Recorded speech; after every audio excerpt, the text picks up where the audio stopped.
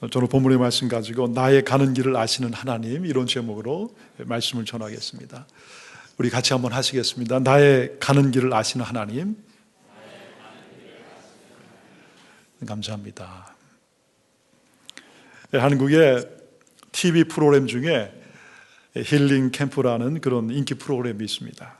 아마 여러분들도 관심 있는 분들은 다 보셨을 거예요. 한국의 유명한 연예인이나 혹은 정치가 혹은 운동선수들, 이런 사람들이 나와서 자기의 그 삶을 그대로 다 드러내놓고 얘기하는 그런 시간입니다. 이제 이 제목이 힐링 캠프예요. 사람의 마음을 치유하는, 이렇게 만지고 치료해주는 그런 시간입니다. 저는 그 시간을 이렇게 보면서 참 사람들의 삶이 참 누구나 똑같구나. 그 사람이 유명하든 그렇지 않든 참 인생에 있는 그 아픔 또 눈물, 그런 것이 누구에게나 있구나. 우리가 볼 때는 저 사람은 참 높은 사람이고 또 많이 배운 사람이고 또 돈도 많기 때문에 어려움이 없겠다 그러지만은 다 누구에게나 그런 눈물이 있는 거예요. 근데 제가 얼마 전에 아주 인상 깊게 본 사람이 한국의 아주 유명한 가수 싸이의 그 힐링 캠프였습니다. 한국 이름으로는 박재상이라고 그러죠. 미국에 아마 이번 주에 전 세계의 최고의 그런 팝 그 가수들이 나오는 빌보드 차트에 지금 거의 1위를 하고 있습니다. 참 그분을 보면서 우리가 참 여러 가지 걸 생각하게 됩니다. 근데 이번에 그분이 나왔던 그 힐링 캠프에서 여러 가지가 있었는데 그분이 그런 얘기를 해요. 내 삶 가운데 참 힘들었을 때가 여러 번 있었습니다. 그런데 가장 힘들었을 때 중에 하나가 제가 두 번째 군대에 갔을 때였던 것 같습니다. 여러분, 한국 사람들한테 참 군대 하면은 다 잊혀지지 않는 그런 시간들입니다. 남자들은 특별히 자다가도 군대 얘기만 하면 막 일어나서 저마다 그냥 앞뒤 없이 다 침을 튀기면서 얘기를 한다는 거예요. 근데 그만큼 아픔도 있었고 또 참 추억도 있었고 그런 시간인데, 이분이 첫 번째 군대 갔는데 이 대체 복무를 했어요. 그러니까 정식으로 아미에 간 것이 아니라 그 기간 동안에 이제 다른 복무를 했습니다. 그런데 그만 그것을 잘하지 못한 것 같습니다. 그것이 문제가 돼갖고 결국 두 번째 군대를 가게 생긴 거예요. 여러분, 말이 그렇지요. 한 2년씩 두 번째 군대를 간다, 훈련을 받고 얼마나 힘든 일이겠습니까? 근데 이분이 자기가 이제 그 군대를 가기로 결정을 했고 그랬는데 자기 그때가 참 어려운 때라는 거예요. 자기가 결혼하고 얼마 안 있다가 아내가 아이를 가졌는데 쌍둥이 두 딸을 낳답니다. 그래서 아이들이, 그 어린 아이들을 자기가 놓고 유일하게 그 돈을 벌어서 먹여야 되는데 내가 군대를 가니까 이 아이들을 어떻게 하고, 이제 그러면서 참 아주 힘들게 그렇게 군대를 가는 거예요. 전날 군대 갔는데도 그 눈에서 눈물이 막 이제 흐르고 또 주위에서 그 모습을 보는 사람들도 굉장히 안타깝게 여기는 이제 그런 시간을 보냈습니다. 근데 여러분, 얼마 안 있다가 이 군대에서 그 싸이 그 가수의 참 재능이 뛰어나잖아요. 춤도 잘 추고 노래도 잘하고, 특별히 젊은이들이 그렇게 열광하는 그 인재를 군대에서 잘 좀 써야 되겠다. 그래서 그 싸이 형제에게 위문 공연을 시키기 시작한 거예요. 좀 많은 이 군인들을 다 모아놓고서 저녁마다 몇천 명이죠. 그런 사람들을 모아놓고 젊은이들에게 그 마음껏 그렇게 노래하게 하고 춤추게 하는 것입니다. 근데 여러분, 이것이요 폭발적인 인기를 끌게 되었습니다. 처음에는 참 자기도 굉장히 멋쩍게 시작을 했지만, 그러나 한 번, 두 번 그렇게 위문 공연을 하면서 그 젊은이들이 그 삶에 한참 그럴 때 군대 와서 얼마나 힘들어요. 그래서 마음껏 노래하고 춤추면서 막 발전하는 것을 보고 자기도 아주 열정을 다해서 그렇게 공연을 하는 거예요. 근데 자기가 한 2년 동안 군대에 있을 때 자그마치 한 100회의 공연을 했다고 그러는 거예요. 뭐 얼마나 많이 했겠습니까? 근데 나중에 그런 얘기를 하는 거예요. 근데 지금 돌아보니까 저는 그것이 참 힘들고 어려운 고난의 시간이었습니다. 근데 지금 돌아보니까 그 고난 그 가운데서 가수 싸이가 만들어진 것입니다. 세계적인 그 스타가 바로 그런 이 고난 가운데서 키워지게 됐다는 것이죠. 여러분, 인생의 고난은 한 사람의 인생을 준비시켜가는 시간입니다. 왜 우리 인생 가운데 고난이 오는가? 왜 우리 인생 가운데 그 눈물이 있고 아픔이 있는가? 우리는 그 이유를 잘 알지 못합니다. 근데 여러분, 고난을 하나님께서 우리 인생 가운데 허락하시기 때문에 우리가 어떤 고난을 당하든지 간에 그 고난에는 이유가 있는 것입니다. 우리는 욥기를 보면서 고난의 그 의미를 깊이 묵상하고 생각해 보고 있습니다. 처음에 욥은 참 고난을 당하면서 알지 못하는 거예요. 자기의 참 성실하게 번 그 재산이 하루아침에 다 그렇게 사라져가고, 또 자기가 그렇게 사랑하고 열정을 다해서 키웠던 아이들이 일순간에 그렇게 사라져가고, 믿었던 그 아내에게서 정말 배신 같은 그런 얘기를 듣고, 또 자기의 몸이 지금 온 몸이 이 피부병으로 그렇게 재에 앉아서 기와로 자기의 몸을 긁고 있는, 너무나 참 답답하고 가슴 아픈 그런 이 고난의 때를 그가 지금 보내는 것입니다. 왜 내 인생 가운데 눈물이 있고 이 아픔이 있는지 그걸 모르는 거예요. 멀리서 자기를 위로하기 위해 왔던 그 친구들은 얘기를 합니다. 네가 당신이 고난받는 것, 그것은 바로 죄 때문이다.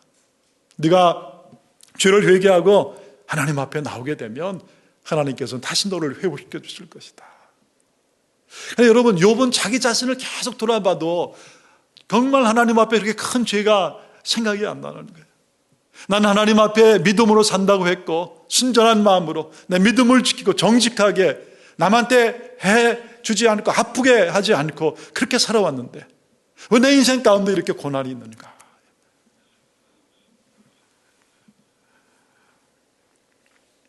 그러면서 그는 하나님 앞에 자기의 마음을 드러내고 있습니다. 하나님이 만약에 살아계시다면 나에게 말씀 좀 해주시옵소서.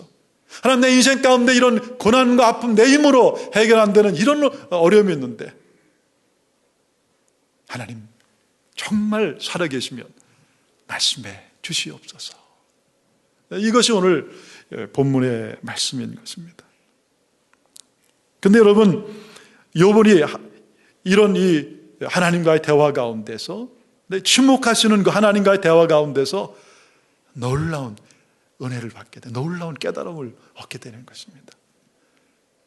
여태까지 그 진정한 고난의 의미를 잘 알지 못하고, 그리고 자기 친구들과 그 아픔 속에서 대화해 왔는데 하나님은 그 침묵 가운데서 욥의 그 마음속에 놀라운 그 깨달음을 주시는 거예요.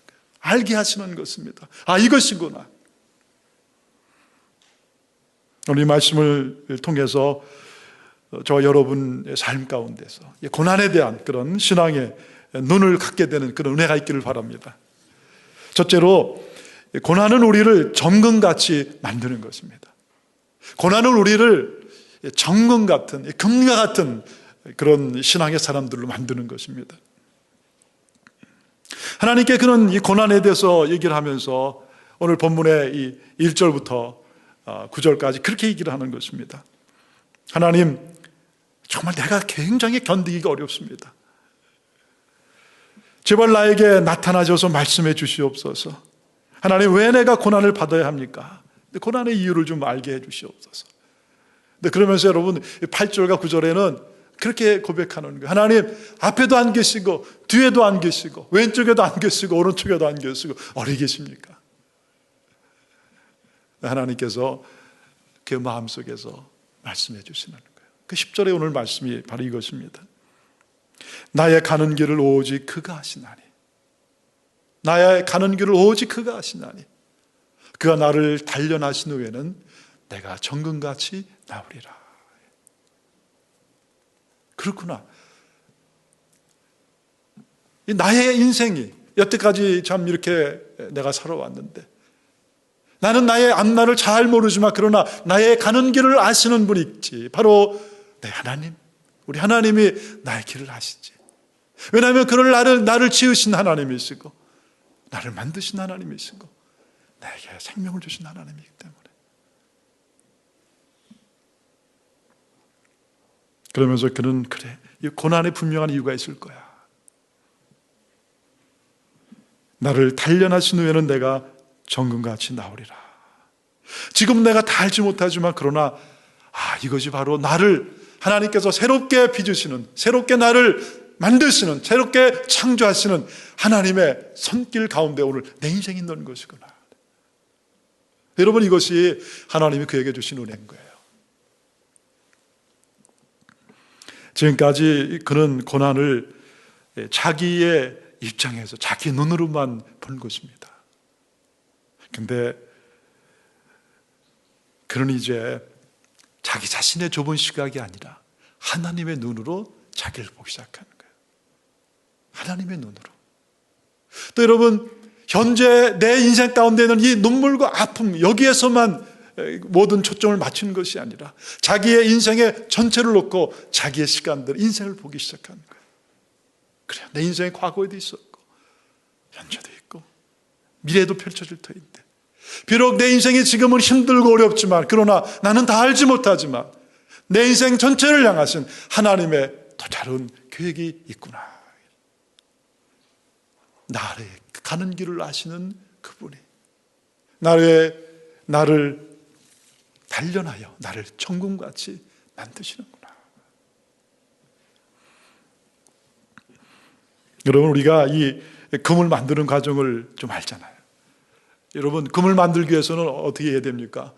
광산에 가갖고 금맥이 있는 광산에 가서 금광이라고 그러잖아요. 돌을 캐와야 되죠. 그리고 그 돌을 캐우면 그게 금이 될 수 있습니까? 그것을 뜨거운 이 불 위에 놓고서 그리고 그것을 불을 피워서 그걸 녹여야 되는 것입니다. 여러분, 녹이는 과정, 만약에 그 광석의 입장에서 본다면 그 얼마나 힘들겠습니까?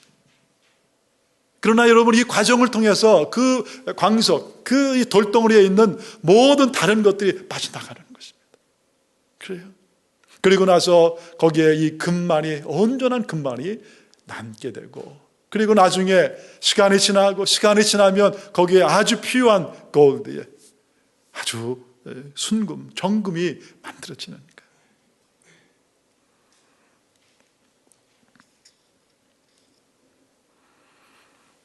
욥은 자신의 삶에 하나님께서 고난을 허락하시는 이유를 조금은 알게 되는 거예요. 그렇구나, 하나님은 고난을 통해서 나를 새롭게 빚어가시는구나. 여러분, 고난은 우리가 우리 인생 가운데 죄를 보고 죄를 회개하게 하는 하나님의 도구가 되는 거예요. 여러분, 고난이 오면은 사람은 다 약해집니다. 그러면서 자기를 여태까지 이렇게 치장했던 모든 세상적인 것으로부터 자유를 얻게 되는 것입니다. 여태까지 가면을 쓰고 살았는데 가면이 벗겨지는 것입니다. 내가 얼마나 추하고 더러운 인간인가, 얼마나 교만한 사람인가. 나는 아니라고 고백했지만 그러나 여태까지 나 때문에 사실은 얼마나 많은 내 주위의 사람들이 눈물을 흘리고 아파했는가. 내가 얼마나 나만 생각하는 한 사람이었는가. 여러분, 눈이 조금씩 열려지게 되는 것입니다. 욥의 모든 고난이 욥이 죄를 범했기 때문이라고 얘기한 욥의 친구들도 잘못되는 거예요, 사실은. 그렇지만 자신은 결코 어떤 죄도 짓지 않았다고 당당하게 주장한 욥의 잘못, 그건 더 큰 잘못입니다. 여러분, 하나님 앞에 죄인이 아닌 사람이 어디 있겠습니까? 하나님 앞에 온전한 의로운 사람이 어디 있겠어요? 여러분, 우리는 하나님 앞에서 너나 할 거 없이 크고 작든 다 죄인인 것입니다. 그래서 로마서 3장 23절에 모든 사람이 죄를 범하였음에 하나님의 영광에 이르지 못하였다. 여러분, 죄 중에 가장 큰 죄는요, 교만한 죄입니다. 교만한 죄. 하나님께서 우리를 사용하시고 우리에게 은혜를 주시려고 해도 우리가 교만하면 그 하나님의 은혜를 우리가 받아들일 수가 없는 것입니다. 여러분, 교만하다는 것은 하나님처럼 높아지려고 하고 하나님의 자기 자신을 비교하는 것이죠. 여러분, 모든 죄의 뿌리는 뭐가 있냐면 교만한 것입니다. 아담과 이브가 사단의 유혹을 받아서 그들의 마음속에 하나님처럼 되려는 그런 마음들, 여러분, 그것이 모든 죄의 뿌리예요. 여러분이 교만함에서 사람들은 자기 자신을 사랑하고 자기 자신을 왕으로 섬기고 그렇게 살아가는 것입니다. 여기에서 자존심이 나왔어요. 여기에서 이기심이 나왔습니다. 여기에서 질투심이 나왔고 비교의식이 나왔고, 그래도 내가 너보다 낫지. 이것 때문에 우리는 날마다 서로 기재기를 하는 것입니다. 도토의 기재기를 하는 것이죠. 줄서기를 하는 것이고 편가르기를 하는 것이고 서로 아웅다웅 싸우는 것입니다. 그래서 여러분, 베드로전서 5장 5절 6절 이렇게 말씀하죠. 하나님이 교만한 자를 대적하시되 겸손한 자들에게 은혜를 주시느니라. 하나님이 교만한 자를 대적하신다. 여러분, 하나님은 교만한 것을 가장 싫어하세요. 겸손한 자에게 은혜를 주신다. 그러므로 하나님의 능하신 손 안에서 겸손하라. 때가 되면 너희를 높이시리라. 때가 되면 너희를 높이시리라. 여러분, 이때를 만드시는 분이 누구냐? 하나님이십니다. 오늘 하나님은 우리 인생에 은혜를 주시고 복을 주시기를 원하시는 거예요. 여러분, 하나님 우리의 가정에 행복과 기쁨을 주기를 원하시는 거예요. 여러분, 하나님은 우리의 사회생활에서도 은혜가 넘치기를 원하십니다. 여러분, 우리의 모든 삶의 관계가 아름답기를 원하시는 거예요. 그런데 여러분, 이런 모든 것을, 이런 복과 하나님의 은혜를 막는 그 모든 죄의 뿌리가 뭐냐? 바로 내 안에 있는 교만함이라. 그게 바로 여러분 죄성이죠. 그 죄의 뿌리인 것입니다.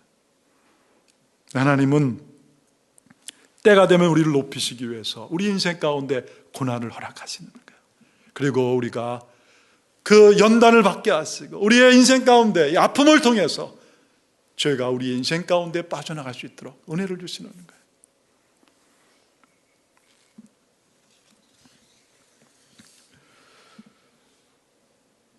이번에 제가 지난 주간에 머준교회 세미나를 다녀왔다고 그랬죠. 빌립보 교회에 가서 이제 여러 가지를 많이 참 보고 배웠습니다. 그런데 제가 이번에 가서 느낀 것 중에 하나는, 그 빌립보 교회를 담임하시는 송영선 목사님이 그런 얘기를 하시는 거예요. 우리 현대 교회의 가장 큰 아픔과 어려움 중에 하나는 복음은 있는데, 복음이 여러분 뭐겠습니까? 예수 그리스도잖아요. 예수 그리스도의 십자가 부활, 그것은 있는데, 그 복음의 내용은 있는데 복음의 정신이 점점 사라져가는 것입니다. 여러분, 복음의 내용은 예수라면 복음의 정신은 뭐겠습니까? 바로 예수님처럼 우리가 낮아져서 사람들을 섬기고 사랑하는 겁니다. 그래서 예수님께서는 제자들의 발을 씻기셨잖아요. 오늘 이 현대교회가, 오늘 이 시대의 교회가 예수님처럼 그렇게 낮은 자리에 가서 사람들을 사랑하고 섬기는 것이 점점 약해지기 때문에 우리는 세상으로부터 점점 더 외면받고 있습니다. 사실 그게 참 얼마나 귀한 말씀인지 몰라요. 여러분, 하나님은 우리를 통해서 일을 하시기를 원하시는 거예요. 일을 하시기 원하는데 우리의 마음속에 죄와 이 죄성과 그리고 교만함과 그런 것들이 있기 때문에 하나님이 우리를 통해 일을 할 수가 없는 거예요. 아틀란타에서 목회하시는 어느 목사님이 계세요. 참 우리 연합감리교회에서 참 귀한 목사님으로 사역도 잘하시고 또 많은 영향력도 미치시는 분입니다. 그런데 그분이 참 자기의 삶을 간증하며 한번 그런 얘기를 했어요. 제가 시카고에서 어느 교회 파송을 받았는데, 그때 젊었을 때죠.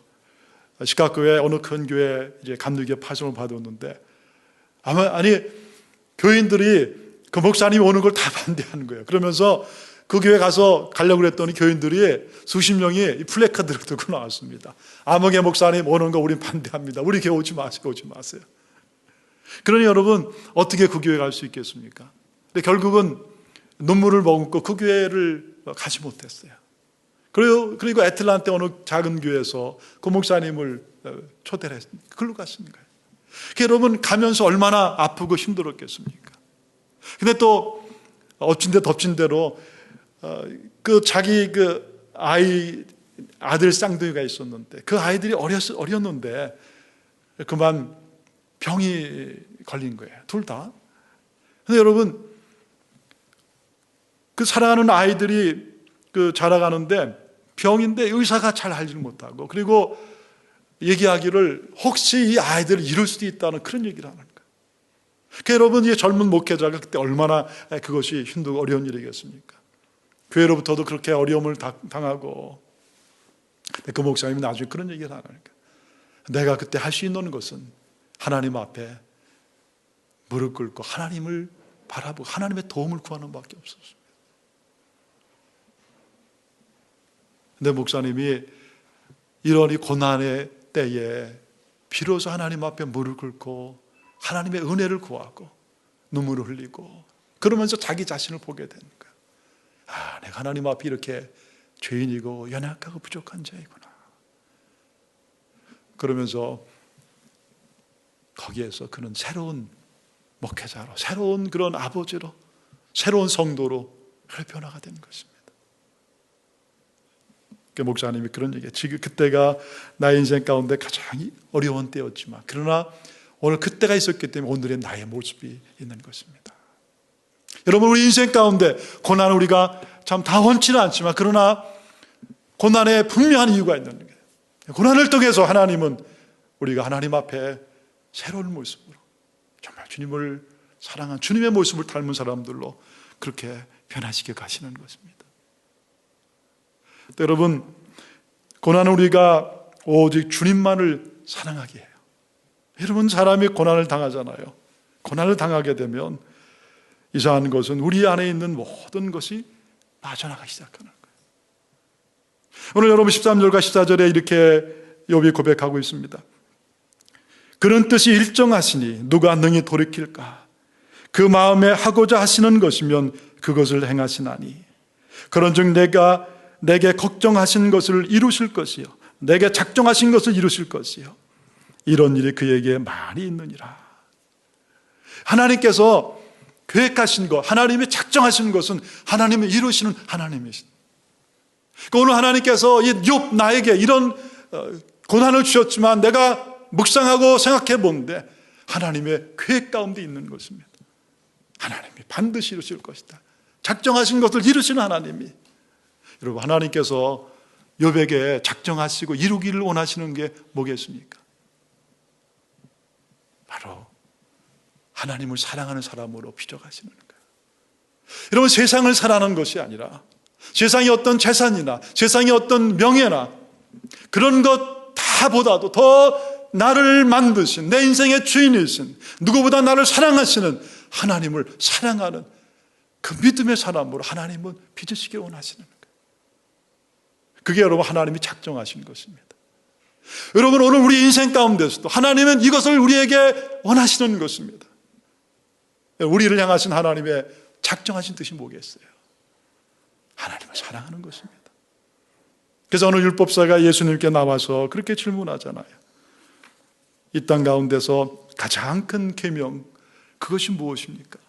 성경에서 말하는, 구약에서 말하는 가장 큰 계명이 무엇입니까? 예수님께서 말씀하시죠. 내 마음을 다해, 내 뜻을 다해서 하나님을 사랑하는 것이다. 내 모든 것을 다해서 하나님을 사랑하는 것이다. 너의 인생의 주인이시고 내 생명의 주인이시고 나를 잘 하시고 나의 가는 길도 하시는 하나님, 나의 영혼까지 하시는 하나님, 온 세상의 주인이신 그 하나님을 사랑하는 것이다. 둘째는 그와 같으니 내가 내 몸 사랑한 것처럼 내 이웃을 사랑하라. 여러분, 하나님 사랑해요. 하나님 사랑.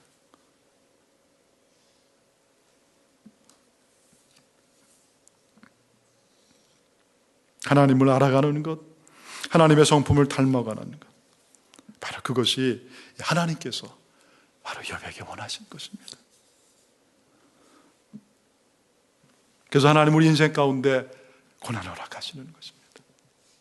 여러분, 우리가 돌아보면 참 오늘 우리의 신앙이 있기까지는요, 나를 위해서 기도한 사람도 있었지만, 그러나 내 삶 가운데 남에게 다 말할 수 없는 그런 고통과 아픔과 눈물의 시간들이 다 있었던 거예요.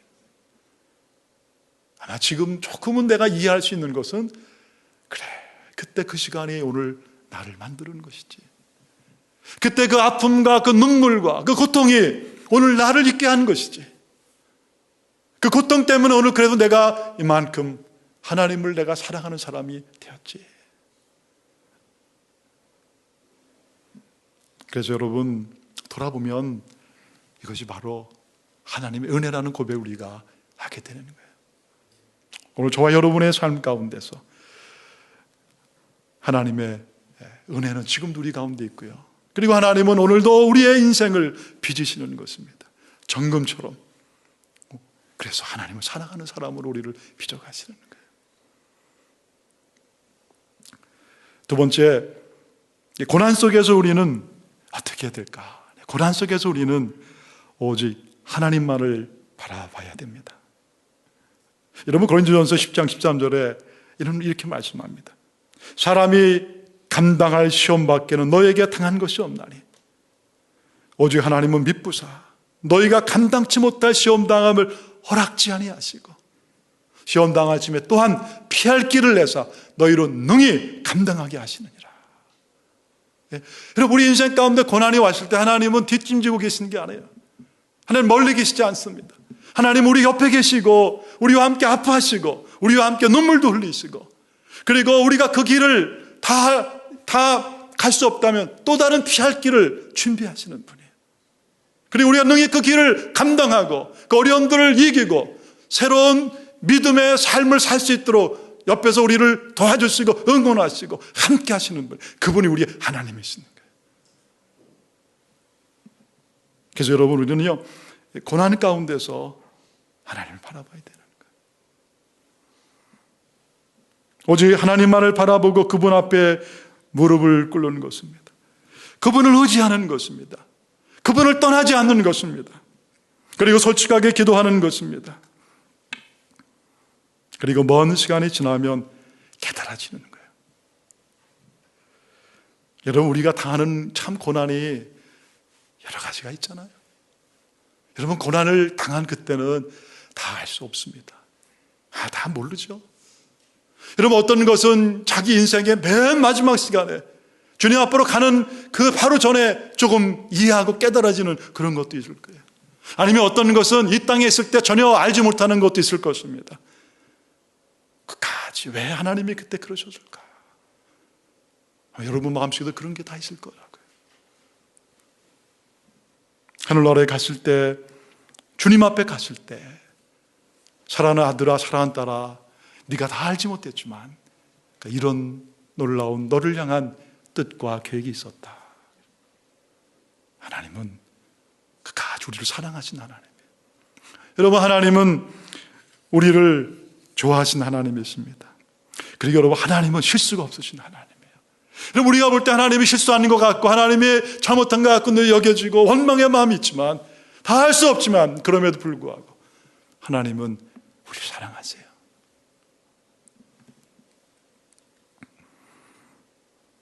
이번에 그 메릴랜드 가서 3박 4일 동안 그 목회자 세미나를 하는 동안에 어느 이 노 여자 권사님 댁에서 민박을 했습니다. 근데 이분이 연세가 84살이세요.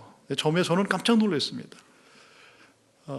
이렇게 참 홀로 사시는 분이 가서 이게 우리가 신세지는 게 아닌가.